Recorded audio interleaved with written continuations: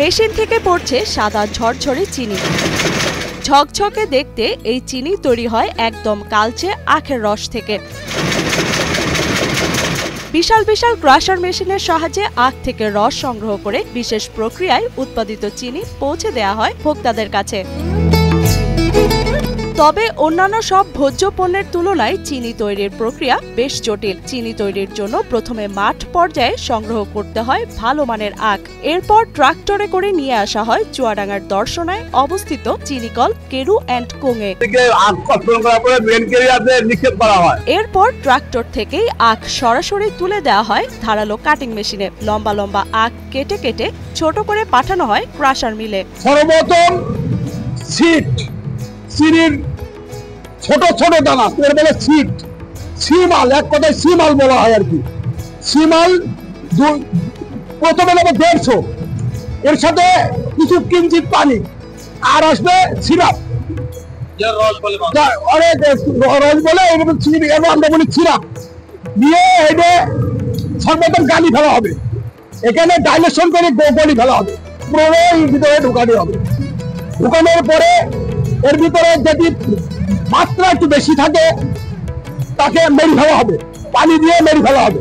পরবর্তীতে আখের ক্ষুদ্র ক্ষুদ্র অংশ থেকে ক্রাশার মেশিনে মাড়াই করে বের করা হয় রস। তবে আখ পরিষ্কার ছাড়া আখের রস বের করা হয় বলে তা দেখতে কিছুটা কালচে হয়।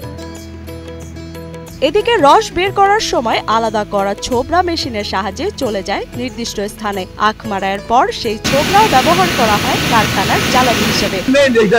আবার পাকাইটারে যায়, পাকাইটার থেকে নিয়ে ক্লিয়ার জুস হয়ে দৌড়ে আসে। এই দৌড় থেকে আমরা ক্লিয়ার জুস হয়ে নিয়ে চলে যাই উদাহরণে।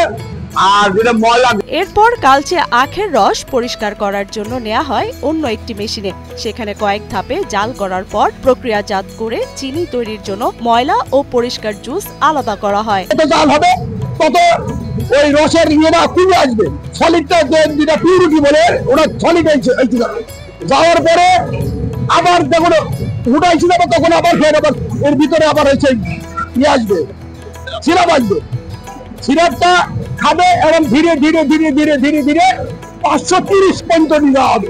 এরপর পরিষ্কার সে জুস রাখা হয় আলাদা একটি মেশিনে। সেখানে তৈরি হয় চিনির দানা। জীবনের সব আয়োজন এখানে একসাথে।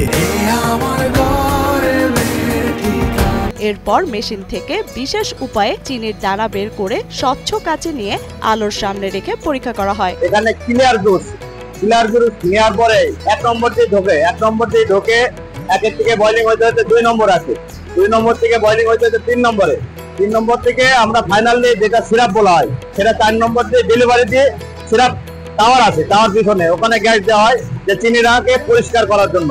আর এই চিনির দানাটা আস্তে আস্তে বড় হবে, ছোট থেকে ওই চিনি আস্তে আস্তে বড় হবে। যখন 1000 হবে, 1100 করা হয়, যখন হবে আমার দানা পরিপূর্ণ হয়ে যাবে তখন আমি ড্রপ দেব, মানে ডেলিভারি দিয়ে দেবো। পরীক্ষা শেষে বড় বড় চিনি দলা হয়ে ভাঙা হয় হাতের সাহায্যে। সব শেষের ধাপে গুদামজাত করতে চিনিগুলো তোলা হয় বস্তায়। দীর্ঘ এ প্রক্রিয়ার পরে চিনির মিষ্টি স্বাদ পান গ্রাহকরা। আমাদের একটা পরিমাণ আছে, ওই পরিমাণ মতো আমরা এখানে রাখবো।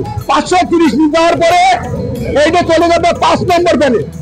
5 নম্বর প্যানে যেয়ে ওখানে যেয়ে আবার ওই সিরাপ আবার খাবে, খাতি মানে ধাপে ধাপে তৈরি হবে আর কি। 530 দেওয়ার পরে এইটা চলে যাবে 5 নম্বর প্যানে। 5 নম্বর প্যানে যেয়ে ওখানে যেয়ে আবার ওই সিরাপ আবার খাবে, খাতি মানে ধাপে ধাপে তৈরি হবে আর কি।